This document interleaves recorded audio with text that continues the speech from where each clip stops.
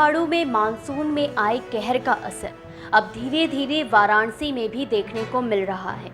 गंगा का जल स्तर लगातार बढ़ रहा है। वहीं वाराणसी के 84 घाटों पर बाढ़ का कहर 1 लाख से ज्यादा लोगों को प्रभावित करेगा। दशाश्वमेध घाट की विश्व प्रसिद्ध गंगा आरती को 10 फीट पीछे खिसका दिया गया है। लगातार बढ़ रहे गंगा जल स्तर को देखते हुए प्रतिदिन 10 से 20 फीट आरती की जगह पीछे हट रही है। गंगा के बढ़ते जल स्तर को देखते हुए गंगा सेवा निधि के अध्यक्ष सुशांत मिश्रा ने बताया कि मां गंगा का जल स्तर लगातार बढ़ रहा है। पिछले 24 घंटों में वह 1 से 1.5 फीट तक लगातार बढ़ गया। इसको देखते हुए मां गंगा की जो प्रतिदिन सप्तऋषि आरती होती है उसका स्थान परिवर्तित कर दिया गया है। जैसे जैसे जल स्तर बढ़ेगा वैसे वैसे हम सुविधा अनुसार आरती का स्थान बदलते हैं और जब जल स्तर बहुत ज़्यादा हो जाता है तो ऐसी स्थिति में आरती गंगा सेवा निधि के कार्यालय के छत से की जाती है। देखिए, मां गंगा का जल स्तर जो है वो लगातार बढ़ रहा है और पिछले 24 घंटे में लगभग 1 से 1.5 फीट जो है वो जल स्तर जो है वो बढ़ रहा है और अभी लगातार बढ़ता चला आ रहा है, जिसको देखते हुए जो दशाश्वमेध घाट पर गंगा सेवा निधि द्वारा जो भगवती मां गंगा की सप्तऋषि आरती होती है उसका आज स्थान परिवर्तित हो गया है।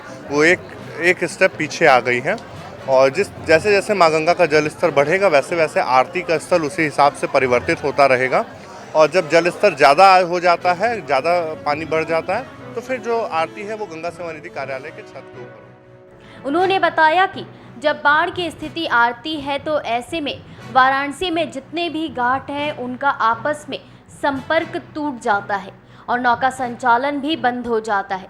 चारों तरफ अलर्ट जारी होती है तो उस समय हम मीडिया के माध्यम से प्रेस कॉन्फ्रेंस करके श्रद्धालुओं तक यह सूचना पहुंचाते हैं कि वह हमारी सोशल साइट यानी कि यूट्यूब के माध्यम से अपने घर से ही मां गंगा की आरती देखें।